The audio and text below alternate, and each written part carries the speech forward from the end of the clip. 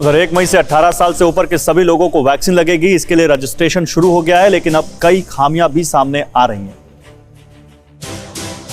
मेरे पास यहां पर इस लोकेशन पर 5-6 वैक्सीनेशन सेंटर दिखाई पड़ रहे हैं, लेकिन यहां पर अगर आप देखेंगे तो ये देखिए 1 मई के लिए not available, not available, not available, not available, और एक सेंटर है जहां पर 100 कोविशील्ड की वैक्सीन दिखाई पड़ रही है।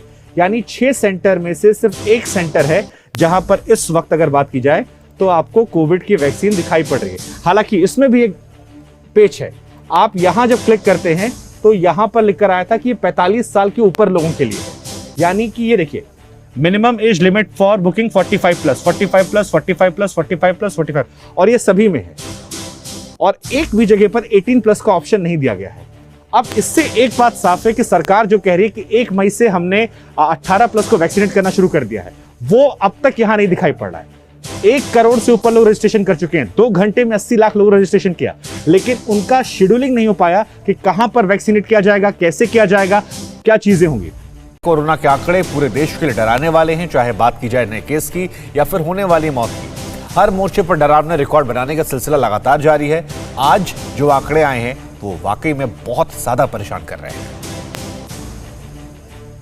नए केस 3,79,164, विकट दौर, मौतें 3,646, भयावह हालात, एक्टिव केस 30,77,000। देश के स्वास्थ्य सिस्टम पर जानलेवा दबाव। 28 अप्रैल के ये आंकड़े बेहद डराने वाले हैं। ऐसा पहली बार हुआ है कि तमाम बड़े राज्य भीषण महामारी की चपेट में हैं और किसी भी एक राज्य के बारे में ये कहना मुश्किल है कि वहाँ केस स्थिर हो रहे हों। इक्का दुक्का दिन नए केस कुछ नीचे आते हैं तो फिर हालात पुरानी स्थिति में लौट आते हैं। महाराष्ट्र में तो मौत ने जैसे तांडव ही कर रखा है। बीते 24 घंटे में अकेले महाराष्ट्र में 1035 लोगों की जान महामारी से चले गई। दिल्ली भी मौत के मामले में हॉटस्पॉट बनी हुई है। राजधानी में 24 घंटे में 368 लोगों की मौत कोरोना से हुई। यूपी में भी 265 मौत की खबर परेशान करने वाली है। राज्य की राजधानी लखनऊ का पूरा स्वास्थ्य सिस्टम जरूरतों के हिसाब से काफी कमजोर और नाकाफी नजर आ रहा है। इस बीच पिछले 24 घंटे में 2,70,000 लोग रिकवर हुए हैं। चिंता की बात यह है कि कई राज्यों में पॉजिटिविटी रेट काफी हाई है,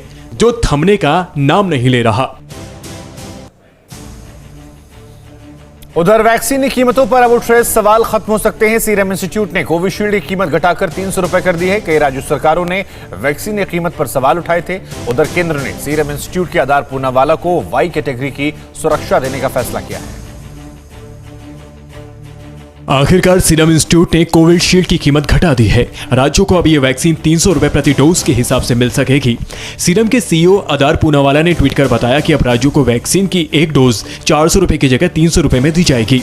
इससे पहले देश में कोरोना वैक्सीन बनाने वाली दोनों कंपनियों सीरम इंस्टीट्यूट ऑफ इंडिया और भारत बायोटेक की ओर से राज्यों और निजी अस्पतालों को अधिक कीमत पर वैक्सीन देने का प्रस्ताव आया था, जिस पर केंद्र सरकार ने हस्तक्षेप किया और कंपनियों को कीमत कम करने के लिए कहा गया। केंद्र की उसी अपील के बाद सीरम ने वैक्सीन की कीमत घटाने और 300 रुपए करने का फैसला किया। इस बीच केंद्र सरकार ने सीरम इंस्टीट्यूट ऑफ इंडिया के आधार पूनावाला को वाई कैटेगरी की सुरक्षा देने का फैसला किया है। उन्हें पूरे देश में यह सुरक्षा कवर मिलेगा। बुधवार को केंद्रीय गृह मंत्री की ओर से इस संबंध में नोटिफिकेशन जारी किया गया। इस सुरक्षा कवच के तहत सिक्योरिटी फोर्सेस के 11 जवान उनकी सुरक्षा में तैनात रहेंगे। इनमें से 1 या 2 कमांडो भी शामिल रहेंगे।